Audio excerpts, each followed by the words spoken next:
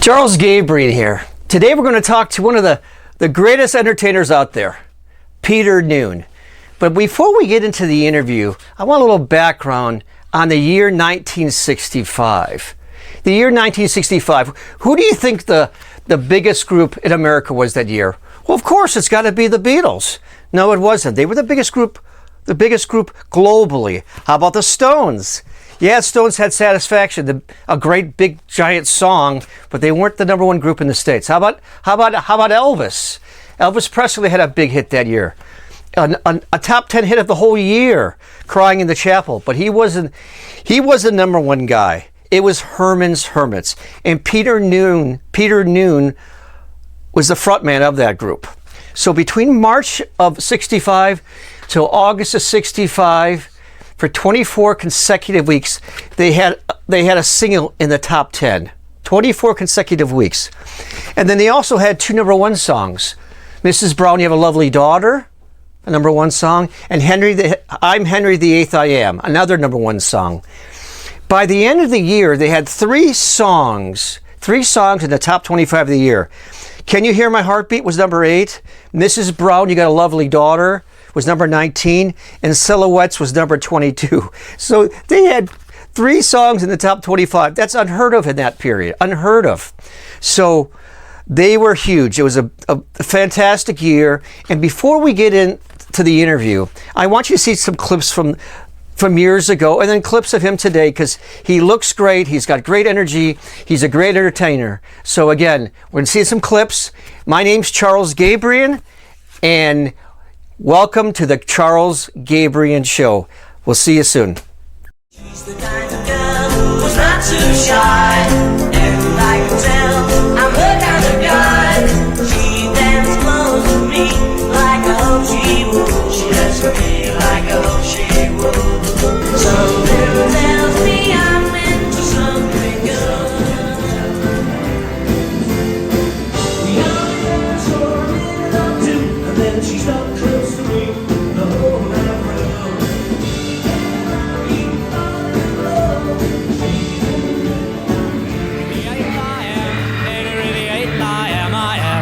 I got married to the widow next door. She's been married 7 times before, and everyone was an Henry. She wouldn't have a Willie nor a Sam. No Sam. I'm a great old man, I'm Henry. Henry the eighth I am. Second verse, same as the first.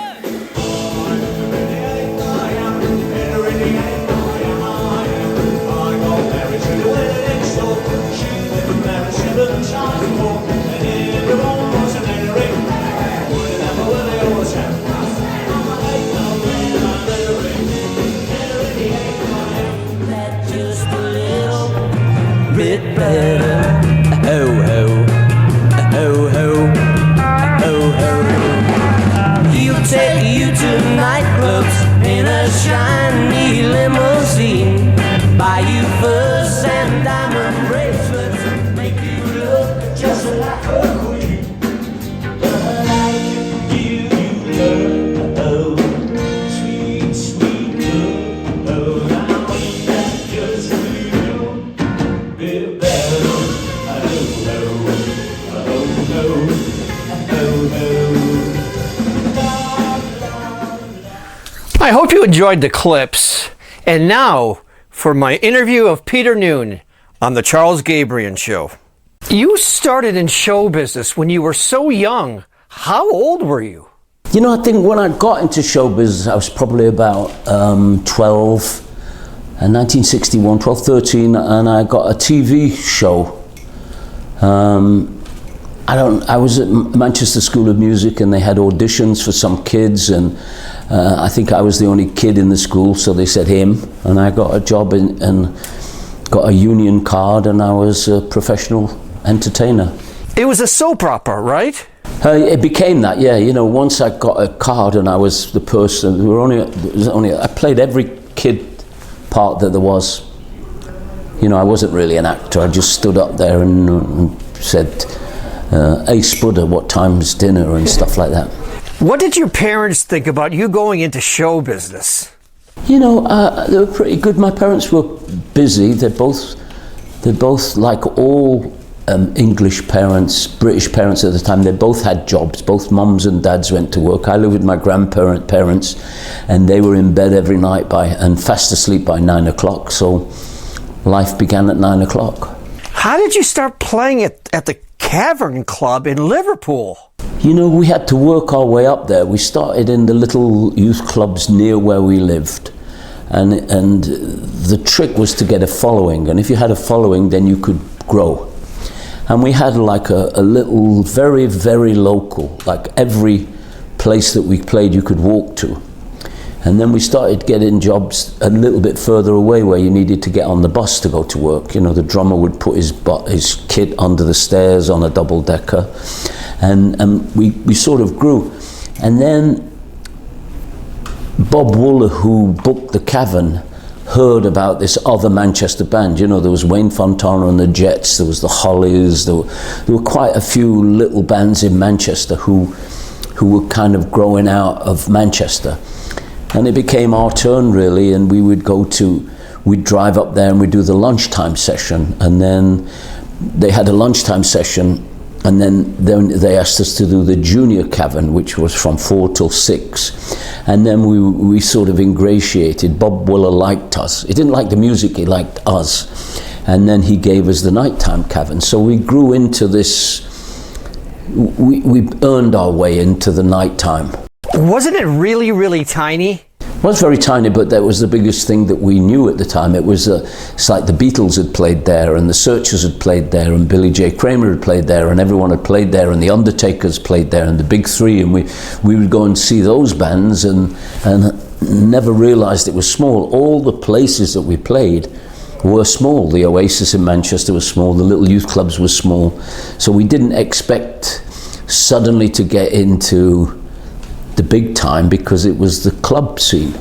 Mickie Most was a very big part of your career, wasn't he? Well, Mickie Most was kind of an interesting character because he was a singer, and we'd seen him, my sister and I saw him on the Everly Brothers Bo Diddley Rolling Stones tour, and I was impressed with him, and he made a record by the Animals called I Don't Hear Your Knocker, I'm Crying. And it was such a great record that our manager decided that he would be the right producer for Herman's Hermits. And we went down and did an audition, failed. He fired the band, and we got a new band and went back. And eventually we got... I liked Mickie, you know. Mickie was enigmatic. I mean, he would sit down with a guitar, and him and his wife would sing Devoted to You by the Everly Brothers, and they both got the harmonies really well down. And I found out that they'd been a kind of act in South Africa, and you know, they would sing this song to each other like pure, beautiful, romantic moment, you know. I'll never hurt you, I'll never cry, I'll never be untrue, I'll never give you reason to lie, I'd be unhappy if you would leave me. Through the years our love will grow. And like, I'm 15 and I have no idea what romance is, but whatever it is, they had it. How many records did you have before I'm Into Something Good? None. I'm Into Something Good was the first single from Herman's Hermits. We didn't have any records before then. That's incredible. It is, isn't it? First one was a #1 record in England. In what year did you make the movie When the Boys Meet the Girls? Probably a year after the first single. You know, it just exploded. We were just sent out on the road, and you know, I think everybody involved with Herman's Hermits figured that it had a very short lifespan, and that we should be sent to work and get as much money as possible quickly. When I watched the movie, it was a Connie Francis movie. Liberace was in the movie. So was Louis Armstrong. Did you meet the guys? Did you meet Louis? Yeah. So, you know, it was really good because you know, obviously I knew who Connie Francis was, and I got into the studio and there was Connie Francis, and she was very nice to me and I was very nice to her, and she introduced me to Debbie Reynolds and Liberace and Sam the Sham and the Pharaohs, who we already knew, and I think I can't remember her co-star, and she was just so kind, and we remained friends, me and Connie Francis, all our lives. You know, she was connected in another way. You know, we were musicians and we recorded songs. She recorded a lot of Howie Greenfield, Neil Sedaka songs, and I became friends with them. And you know, there was sort of a good connection. She introduced us to everybody on the film set, as if, you know, these new boys just came to town and say hello. That Debbie Reynolds was the flying nun or something, the singing nun or something like that. And we met everybody, the men from Uncle, whatever was in the studio, she introduced us to. Tell me about the first American tour. First American tour was Dick Clark Caravan of Stars, and there were it was 84 days, and we were put on a bus with Ike and Tina Turner, the Ikettes, Little Anthony and the Imperials, Round Robin, Billy Stewart, Bobby V. And we were all on a bus and we just drove around America and discovered America like teenagers. Beautiful. You started doing American television, right? Yeah, you know, we were. I think Herman's Hermits, I was made for TV, you know, that's what Ed Sullivan says, you know, so I came over and we did the Alan Sherman show and the Danny Kaye show and the Dean Martin show, and all of them would take me back to their house afterwards to meet their children. You know, I met Dina Kaye and I met Dean Martin's son, and I met Jimmy Connors, who was a friend of Dean Martin's son, and they would take Jackie. Everybody would take us back to their house because we were nice, clean, well-mannered. I think not so necessarily well-educated, but much better mannered than American kids. So what happened after the Ed Sullivan show was truly amazing. Tell us about it. Yeah, we were on the roof of the City Squire Motel, I think it was, the parking lot roof, and it was me and Mick Jagger and Keith Richards and Andrew Oldham and a new singer who was my friend called Tom Jones and his manager Gordon Mills, and we were looking out off this roof, and really there were like over 1,000 boys and girls. It was boys and girls now, all singing Henry VIII, and it was like, wow, look at this. And of course a week later the Stones had the #1 record, Satisfaction. Tom Jones' manager got him a TV series. We all were there at the beginning of this thing that was happening. It was called The British Invasion. Your first movie was Hold On. What year was it made? I think we made it in 65. We made it in 10 days or so, you know. We ran out of days to shoot, so they just cut the film quickly. Tell me about John Lennon.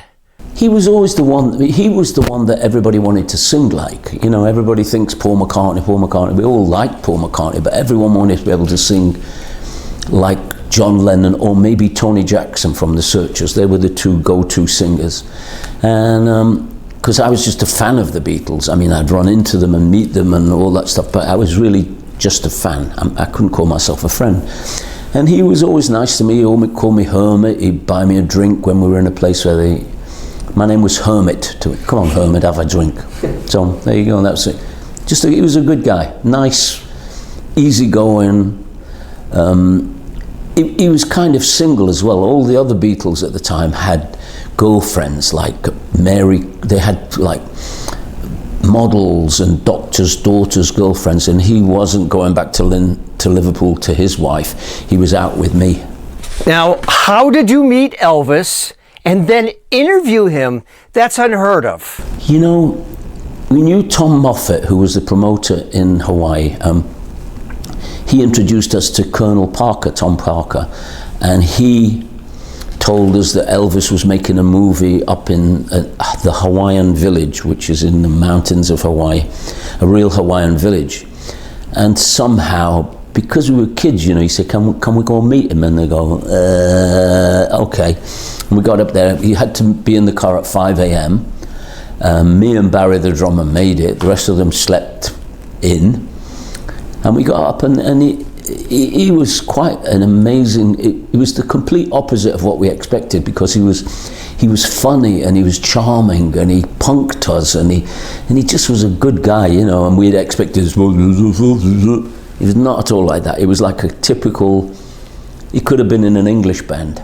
Did you ever get to see him perform in the 1970s?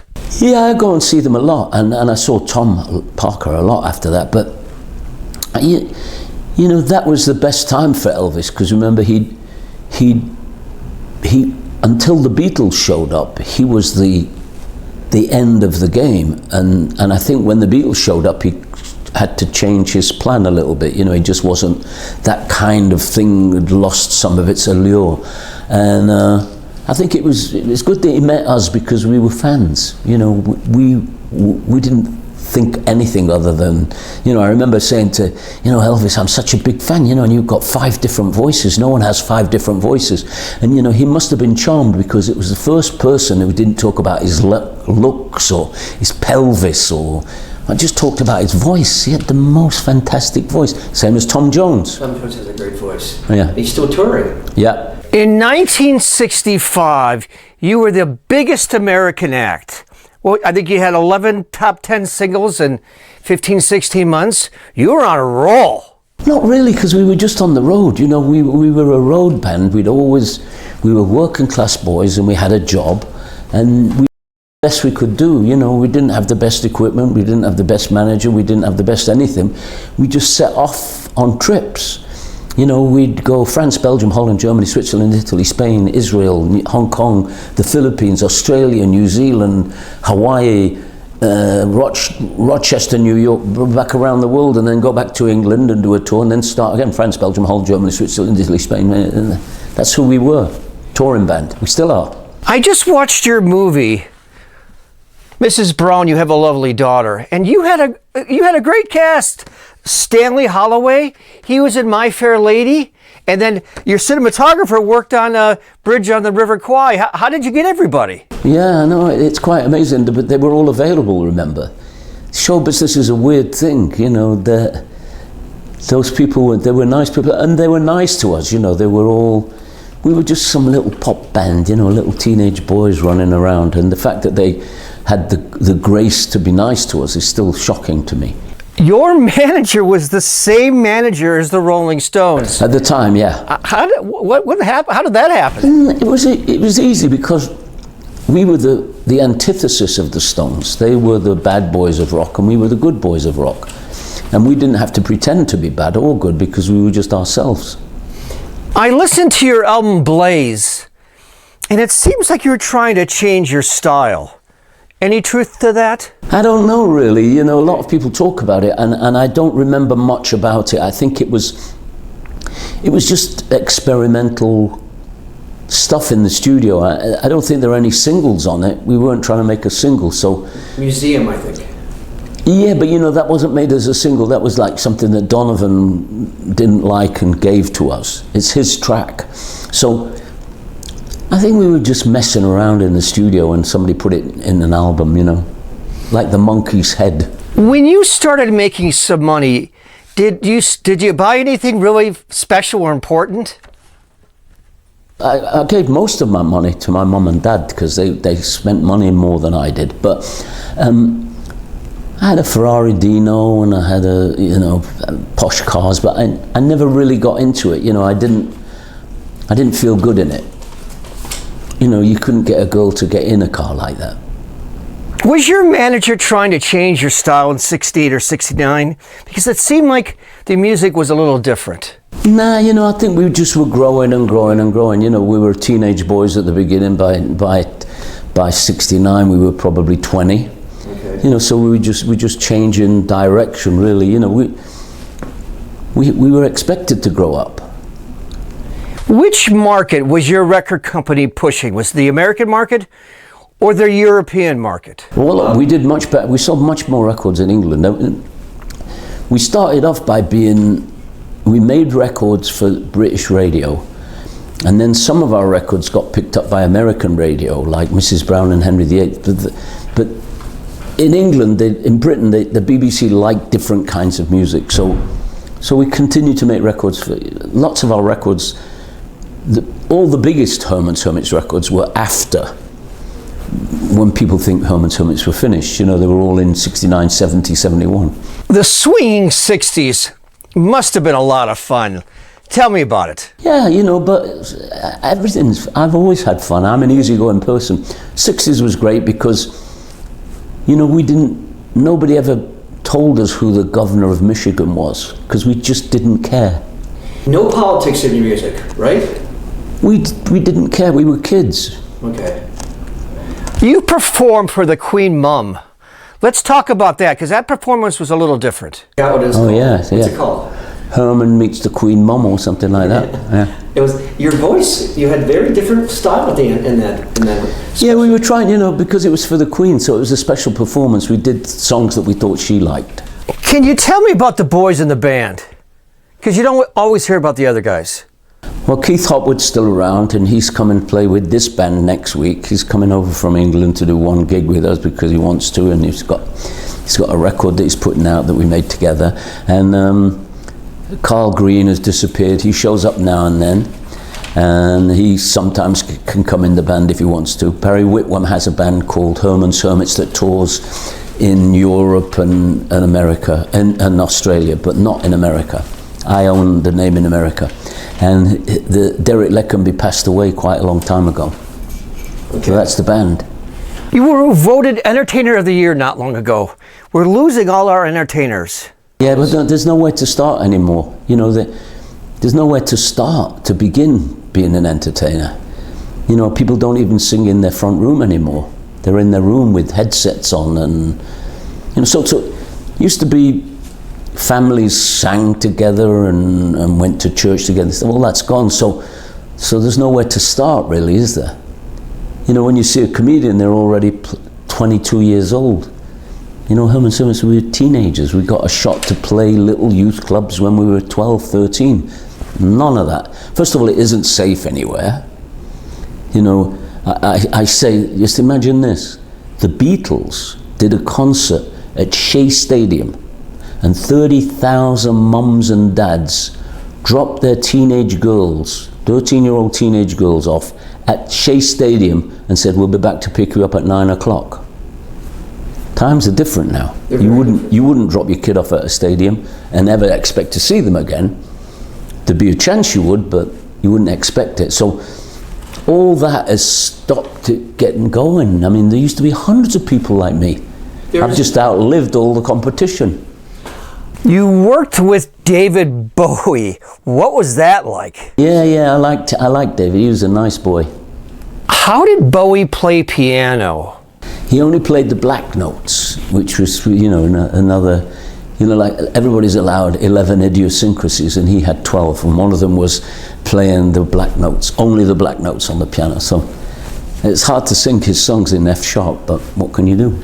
Did you ever do the English music show, Ready, Steady, Go? Lots of times. Okay. They didn't like us there, though, because we were not that type of, we weren't fashion conscious people, and music and fashion are not partners. There's no such thing as fashionable music. Why did you leave the band? I left the band because I had so many opportunities that they couldn't or didn't want to be involved in, that it just seemed I didn't leave the band. The band folded, and we all went to do what we wanted to do. I wanted to do some plays and some theatre and stuff like that, and they wanted to do whatever they did, and they did that. And then we were supposed to one day get back together, but it all fizzles out, you know, that whole thing fizzles out. People get busy at whatever they do. They always talk about, could the Beatles do a disco album? Could the Hermits do a disco album? No, we wouldn't even attempt to. We wouldn't do a disco, we wouldn't do psychedelic, we weren't those people. We were Herman's Hermits, we weren't anybody else. You started a new band in the 80s, early 80s, called the Tremblers. Tell me about the band. Yeah, the Tremblers was a follow-up to Herman's Hermits. It was as if we'd stayed together for another 20 years or 15 years, whatever it was. You started to do theatre. Pirates of Penzance was a great opportunity for me to learn how to be more theatrical, I think. You know, I watched everybody on stage, and in the theatre, people tell you, go and stand over there and have a motivation. Well, so I use that now in my stage show. You worked with two of the guys from Led Zeppelin. Let's hear about that. Yeah, on and off, yeah, Jimmy Page and John Paul Jones. John Paul Jones is on lots of records. Jimmy Page is on Wonderful World, but John Paul Jones is on There's a Kind of Hush and Sunshine Girl and Dandy and lots of them. Did you have any opportunities that you wish you had taken? Not really, no. I don't, you know, I have no regrets kind of thing. You know, I think I did okay, you know, because I've managed to have a life at the same time as having a career. And I don't know if you've noticed, a lot of people don't manage that. Why are you so grounded? I'm overeducated for the position. Did it help that your father was a musician? Yeah, everything helped. You know, the woman who made the sandwiches at Abbey Road is also part of my career. It's just, everybody is involved in everything, you know. Success isn't made by one thing. It's made by all those things coming together. Number nine, it all comes together, and then either the plane crashes or you survive, and we just survived. Is there anything you miss about those old days? I miss a lot of the people. You know, I miss that. There were a lot of really good people around in the olden days, and they haven't really been replaced, you know. They haven't really, but there aren't any more John Lennons and Tony Jacksons and just, there just aren't any. And the ones that are still around, I still know. But there were a lot. There were a lot of people around, and there was a lot of people in a group that were able to do that. Now there's none.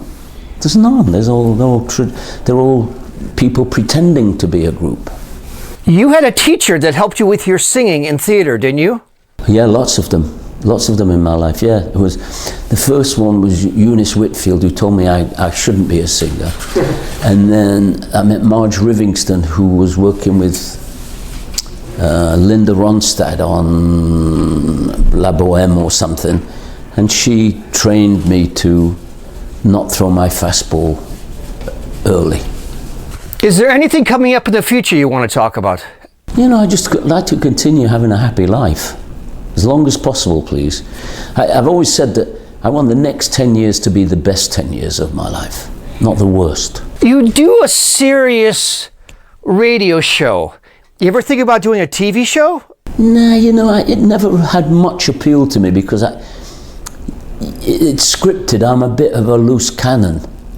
You know, scripted stuff doesn't really. I've got lots of friends who can do that, and I just can't do that. Who were some of your influences? Yeah, but they're all people who are not around anymore. Danny Kaye was an influence. You know, Cliff Richard is still around. He was an influence because he was just a nice bloke and a huge superstar. The same as Elvis. I mean, it influences when you meet these people, and they're better people than you expect them to be. Elvis was a much better person than I expected. I thought he'd be all silly. Really nice guy. And it's the same, you know, the Stones are nice guys as well. And I know they play this thing, but they're really gentlemen. Tell me about riding in the car with the Stones chauffeur. So his name was King something. Reg King, Hammerman. Tell me that story. We're just driving along and I'm sitting in the front row. It was a Chrysler, big fat Chrysler, too big for England. And Reg, as we'd go past cars, he would knock their wing mirror off with a hammer. And everyone would cheer. I was going, I hope that's not my grandparents. Bush. There you go. Okay, thank you. I know you got to run. Yeah, I can see them poking their head through the door. Take your mic off, please, sir. Thank you so much. Yeah, I don't want to take that on stage with me. Wasn't that a fun interview? Peter Noone's a great guy, and he's a great performer. He's a great. If you have a chance to see him, see him. And I want to thank everyone that helped me out here today. There's a lot more coming up on the Charles Gabrean show, so please tune in. But I want to thank Peter Noone and thank everyone for watching the show. And thank you again, and you'll be seeing more on the Charles Gabrean show. Well, you've got a lovely daughter, girls as sharp as her are something rare. Oh, portrait shine. She goes from Broadway now. She's made a miracle, it ain't hard to find. She wants to return those things I bought her. Tell her she can keep them just the same.